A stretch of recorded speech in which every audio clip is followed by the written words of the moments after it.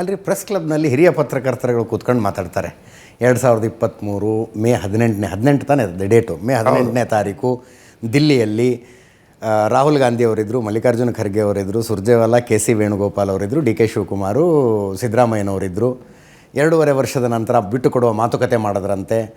ಶಿಮ್ಲಾದಲ್ಲಿ ಸೋನಿಯಾ ಗಾಂಧಿ ಮತ್ತು ಪ್ರಿಯಾಂಕಾ ಗಾಂಧಿ ಇದ್ರಂತೆ. ಫೇಸ್ ಟೈಮ್ನಲ್ಲಿ ಕಾಲ್ ಮೂಲಕ ಮಾತಾಡಿದ್ರಂತೆ. Will take care of you D K, don't worry ಅಂತ ಹೇಳಿದ್ರಂತೆ ಅಂತ ಪತ್ರಕರ್ತರ ಮಧ್ಯದಲ್ಲಿ ಆಗುವ ಚರ್ಚೆ ನಿಮ್ಮ ಮಧ್ಯದಲ್ಲಿ ಆಗಿಲ್ಲ ಅಂದರೆ ನಾನು ನಂಬಲಿ. ಈಗ ನಂಬಬೇಕು ಈಗ ನಡೆದಿದ್ರೆ ನಾನಂತೂ ಓಪನ್ ಆಗಿ ಹೇಳ್ತೀನಿ. ಓಕೆ, ನಾನು ಅದಕ್ಕೆಲ್ಲ ನಾನು ಯೋಚನೆ ಮಾಡೋದಿಲ್ಲ. ನಾನು ಒಬ್ಬ ಪತ್ರಕರ್ತನಾಗಿ ಬಂದಿದ್ದರಿಂದ ಎಥಿಕ್ಸ್ ಇದೆ ನನಗೆ. ನಾನು ಹೇಳೋದನ್ನ ಎಲ್ಲವೂ 100% ಸತ್ಯ ಅಂತಲ್ಲ, ಆದರೆ ನಾನು ಹೇಳೋದ್ರಲ್ಲಿ ಒಂದು 90% ಅಂತೂ ನಾನು ಓಪನ್ ಆಗಿ ಹೇಳ್ತೀನಿ. ಹೌದು ಸರ್, ನಮ್ಮ ಮುಂದೆ ಹೇಳಿದ್ರು ಹಿಂಗಾಗತ್ತಂತೆ. ಈಗ ನಾನು ಯಾರು ಏನು ಅನ್ನೋದು ಟಿ ವಿಯಲ್ಲೇ ಮಾತಾಡ್ತಾ ಇರುವಾಗ ಮುಚ್ಚಿಟ್ಕೊಂಡಿದ್ರೆ ಲಾಭ ಏನಿಲ್ಲಲ್ಲ.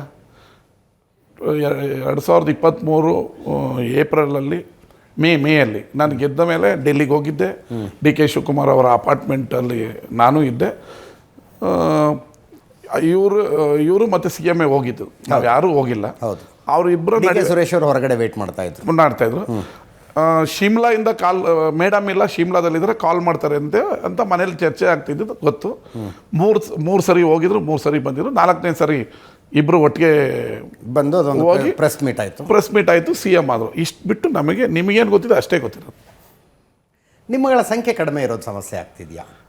ಅದರ ಜೊತೆಗೆ ಹೇಳ್ತಾರೆ, ಯಾರು ಹಿರಿಯ ಶಾಸಕರುಗಳಿಲ್ಲ, ಎಲ್ಲ ಫಸ್ಟ್ ಟೈಮ್ MLAಗಳಿರೋದು, ಎಲ್ಲ ಹುಡುಗ ಬುದ್ಧಿಯವರು ಸೇರ್ಕೊಂಡು ಡಿ ಕೆ ಶಿವಕುಮಾರ್ನ ಸಿ ಎಮ್ ಮಾಡ್ತೀನಿ ಅಂತಾರೆ ಅಂತ.